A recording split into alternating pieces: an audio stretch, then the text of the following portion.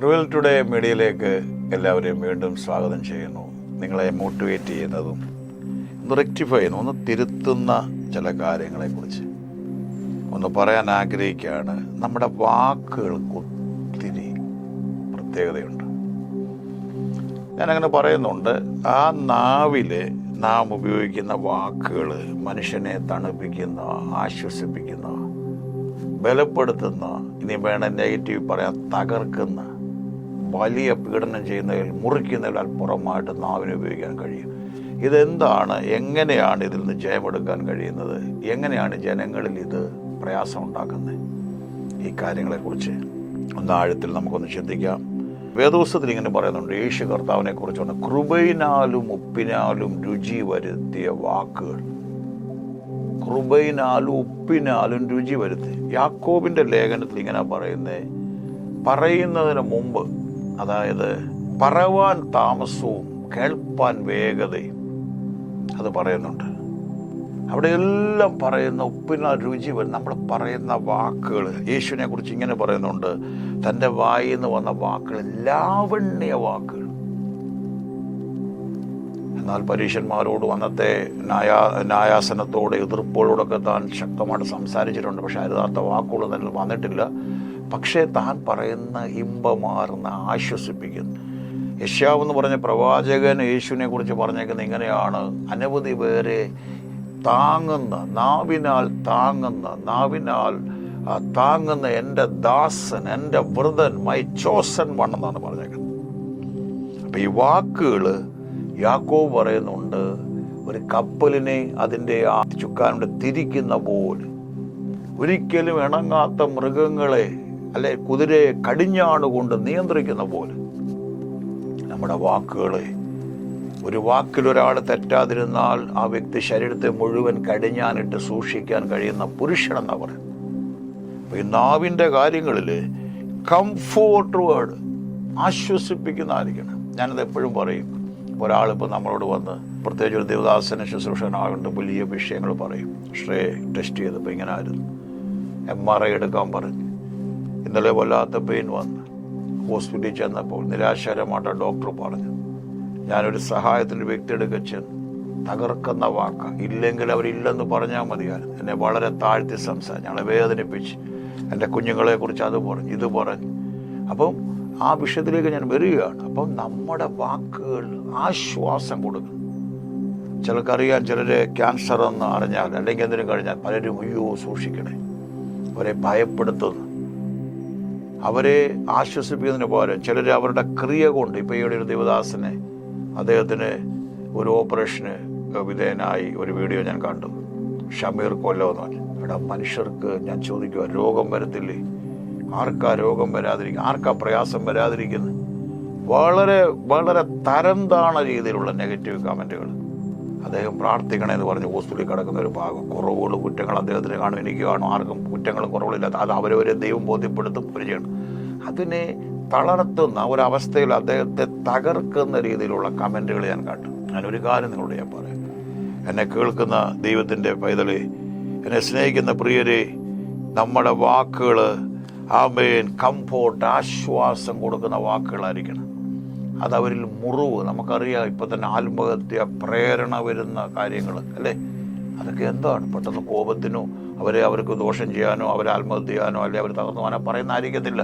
പക്ഷെ പെട്ടെന്ന് വരുന്ന വിദ്വേഷത്തിൽ വരുന്ന സഡൻ പറയുന്ന വാക്കുകൾ മറ്റുള്ളവരിൽ എന്തുമാത്രം നമുക്ക് വേണേ എന്തും നമുക്ക് മാറ്റാം. പക്ഷെ മനസ്സിന് ഏറ്റവും മുറിവുകൾ എങ്ങനെ മാറ്റാൻ കഴിയും? മുറിവുകൾ അത് ഉണങ്ങുമായിരിക്കും, കാലം അവരെ ഉണക്കമായിരിക്കും. ചെറിയ കണ്ടിട്ടില്ല, ഞാൻ അവരോട് ക്ഷമിച്ചു, അവരോട് സഹകരിക്കും. പക്ഷെ അവരന്നാ പറഞ്ഞ വാക്കെനിക്ക് മറക്കാൻ കഴിയത്തില്ല. ദൈവമക്കൾ മറക്കണം കേട്ടോ.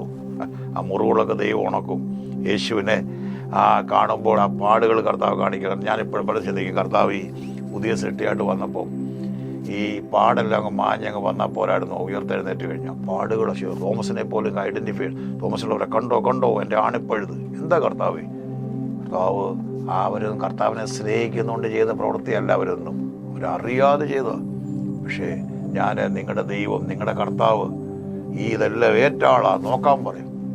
ഒരു ഓപ്പറേഷൻ കഴിഞ്ഞു, ഇപ്പം നമുക്കറിയാം പാടുകളില്ലാത്ത സർജറികളുണ്ടെന്നാൽ പോലും ചിലത് അവിടെ നമ്മളത് ഓർക്കും അല്ലേ, നമ്മുടെ ജീവിതത്തിൽ. അതുപോലെ മറ്റുള്ളവർ ഓർക്കുന്ന വാക്കുകളായിരിക്കണം. ആശ്വാസം.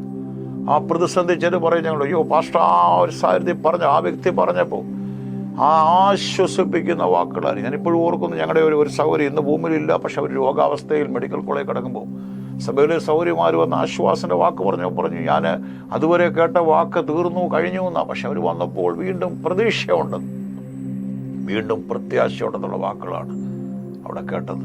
ഞാൻ ദൈവത്തെ സ്തുതിക്കുന്നു. വചനത്തിൻ്റെ വാതിലുകൾ തുറക്കുന്ന പരിശുദ്ധാത്മാവിനെ നന്ദി പോലെ കൺസോൾ ചെയ്യുന്ന, ആശ്വസിപ്പിക്കുന്ന, ആശ്വാസം തരുന്ന വാക്കുകൾ നമ്മളിന്ന് പുറപ്പെടണം. പലപ്പോഴും എന്നെയും കൊണ്ട് അത് കഴിയുമോയെന്ന് എനിക്കറിയത്തില്ല. പക്ഷെ ഞാനിത് പറയുന്നതിൻ്റെ കാരണം, ഇത് പറയുമ്പോൾ ഞങ്ങളോടുള്ള സന്ദേശം ഞങ്ങൾക്ക് തിരുത്താൻ കഴിയും. ആശ്വാസത്തിൻ്റെ വാക്കുകളുണ്ട്, എന്നാൽ തിരുത്തേണ്ട കാര്യങ്ങളുണ്ടില്ലെന്ന് ഞാൻ പറയുന്നില്ല. കാരണം നമുക്കിടെ സുപ്രീം കോടതി വിധി കണ്ടില്ല, ഒരാൾ പറഞ്ഞു മേലധികാരി വഴക്ക് പറഞ്ഞു, അവർ വഴക്ക് പറഞ്ഞേ ഒക്കത്തുള്ളൂ. തിരുത്തണം, അവർക്ക് ഉത്തരവാദിത്വം കൊണ്ട് ഗൈഡ് ചെയ്യാൻ, നയിച്ചേ ഒക്കത്തുള്ളൂ. അവിടെ അടുത്ത മുറിവേൽപ്പിക്കുന്ന വാക്കുകൾ സൂക്ഷിക്കുക. അവിടെ ദുഃഖം കൊണ്ടിരുന്ന വാക്കുകളുണ്ട്, സാഡ്നസ്, തകർക്കുന്ന, എത്ര കരഞ്ഞാലും തീരാത്ത വാക്കുകൾ. പിന്നെ പറയുന്ന മുറിവേൽപ്പിക്കുന്ന വാക്കുകൾ, എൻകറേജ് ചെയ്യുന്നതുകൊണ്ട്, ഒരാളെ എഴുന്നേൽപ്പിക്കുന്ന വാക്കുകളുണ്ട്. ചിലപ്പോൾ തളർന്നു കിടക്കുന്ന ഒരാൾ പറയാം സാരമില്ലെന്നേ, ദൈവം ഉണ്ടെന്നേ. ഇതൊക്കെ വലിയ വിഷയങ്ങളാണോ? ഇതൊക്കെ ഒരു കടമാണോ? ഇതൊക്കെ ഒരു രോഗമാണോ? നിങ്ങളെക്കുറിച്ച് ദൈവത്തിന് വലിയ പദ്ധതി ഉണ്ടെന്നവർ പറയുമ്പോൾ അവർക്ക് ലഭിക്കുന്ന ഒരു ആശ്വാസം മരുഭൂമിയിൽ ഒരു വേഴാമ്പൽ, ഒരു വെള്ളം കിട്ടുന്ന പോലുള്ള അനുഭവമാണ്. ഒരു ക്യാൻസറിൻ്റെ പ്രയാസമുള്ള ഒരാളെ ഞാൻ അടുത്തിടെ കാണാൻ പോയി. കീമോ കഴിഞ്ഞ് ഞാൻ പറഞ്ഞു, ആഹാ ഇത് കണ്ടിട്ട് ഇങ്ങനൊരു ട്രീറ്റ്മെൻറ്റ് കൂടെ പോയതിൻ്റെ ഒരു ലക്ഷണവും ഇല്ലല്ലോ. നമുക്കറിയാം അങ്ങനെയൊക്കെ പോകുന്ന വ്യക്തികളെ കണ്ടാൽ പെട്ടെന്ന് ആ ബലഹീനതയും കാര്യങ്ങളും അറിയാം. ചെറിയ ബലഹീനതകളുണ്ട് ശരീരത്തിൽ, അവിടെ കൂടെ ചെറിയ ചെറിയ നീരുകളുണ്ട്. സാരമില്ല, മെടുക്കായിട്ട് എഴുന്നേക്കണം, മെടുക്കാണ്ട് എഴുന്നേക്കണം. ദൈവത്തിന് ഒത്തിരി പദ്ധതിയുണ്ട് നിങ്ങളെക്കുറിച്ച്. അപ്പോൾ അവരുടെ കണ്ണിൽ വരുന്ന പ്രകാശം നമുക്ക് കാണാൻ കഴിയും. ഇതൊന്നും ഒന്നുമില്ല, ആ ഒരു കഷ്ടതയെക്കൂടെ നിങ്ങൾ കുറച്ചാൾ പോയതേ ഉള്ളൂ, ആ വേദനയിലൂടെ. അത് നിങ്ങളെ തകർക്കാനല്ല, ഈ പരാജയങ്ങൾ നിങ്ങളെ തകർക്കാനല്ല. ദൈവത്തിന് നിങ്ങളെക്കുറിച്ചൊരു പദ്ധതിയുണ്ട്. ഒരു പെട്ടെന്ന് അവർ ചാർജ് ആവുമോ, ഒരു ഫോൺ കുത്തിവെക്കുന്നു, പെട്ടെന്ന് നമ്മൾ എന്തോ ഒരു എത്ര ട്രിപ്പ് ഇട്ടാൽ കിട്ടാത്ത ആശ്വാസം. ഞാൻ നിർത്താൻ പോവാണ് ഈ സന്ദേശം. നമ്മുടെ നാവ് താങ്ങുന്ന നാവായി മാറട്ടെ. യേശുവിനെ കുറിച്ച് അതാ പറഞ്ഞത്, താങ്ങുന്ന നാവായി. അനവധി പേരെ താങ്ങുന്ന ലാവണ്യ വാക്ക്. പലപ്പോൾ നമുക്കത് കഴിയും ഒന്നും കൊടുത്ത് സഹായിക്കാൻ ഒക്കത്തില്ലെങ്കിലും ചെന്ന് കഴിയോ സൂക്ഷിക്കണേ, ഇന്നാൾ ഇതേ രോഗമായിരുന്നു, ഇതേ കടപ്പാരത്തിൽ അവർക്ക് ആത്മഹത്യയിൽ അവരുടെ മുമ്പിൽ വഴിയൊന്നുമില്ല എന്നൊന്നും ചെന്ന് ആരോടും പറയരുത്. ആശ്വസിപ്പിക്കാൻ. തകർക്കുന്ന കുട്ടികളില്ലാത്തവരുടെ വീണ്ടും വീണ്ടും ഇവിടെ പറഞ്ഞ് ഇന്ത്യൻ ഏഷ്യയിൽ ഒരുത്തനെ വീണ്ടും വീണ്ടും ചോദിച്ചപ്പോൾ അദ്ദേഹം ഒരു ഒലക്കെ കൊണ്ടുവന്ന് ഒരാടെ തലയ്ക്ക് അടിച്ചെന്ന് പറഞ്ഞു. ചിലർ അച്ഛൻ പറഞ്ഞൊരു വീഡിയോ കേട്ടു. അങ്ങനെ നിങ്ങൾ ചെയ്യില്ല ദൈവമക്കൾ. പക്ഷെ ഞാൻ ഒരു കാര്യം പറയാം, കുട്ടികളില്ലാത്തവർ അവർ ആ ഭാരം വഹിക്കുന്ന നിന്നയും പ്രയാസം അവർക്കുണ്ട്. പക്ഷെ അവിടെയും ദൈവം തരും നിങ്ങൾക്ക് തലമുറ. വിവാഹം നിങ്ങളുടെ നടക്കും. വിവാഹം കടക്കാത്ത ഒരാൾ എന്നും കല്യാണം നടന്നില്ലെന്ന് ചോദിക്കണ്ട. ഭവനം വെക്കാത്ത ഒരാൾ എന്നും ഭവനം വെച്ച് ചോദിക്കണ്ട. ഒക്കെ അവരെ മുറിവേൽപ്പിക്കുന്ന പ്രാർത്ഥിച്ചാൽ മതി. ഈ വാക്കുകൾ, ഈ വചനം നിങ്ങളെ ബലപ്പെടുത്തി നിങ്ങൾ ശക്തീകരിച്ചെങ്കിൽ നിങ്ങൾ അത് അനുഗ്രഹമായിട്ട് മറ്റുള്ളവർക്ക് ഷെയർ ചെയ്യുക. ധാരാളം പേർക്ക് ഇത് അനുഗ്രഹമായിട്ട് കാണും വരെ ദൈവം നിങ്ങളെ അവൻ്റെ പരിഷ്ടമായ കാര്യങ്ങളിൽ സൂക്ഷിക്കട്ടെ.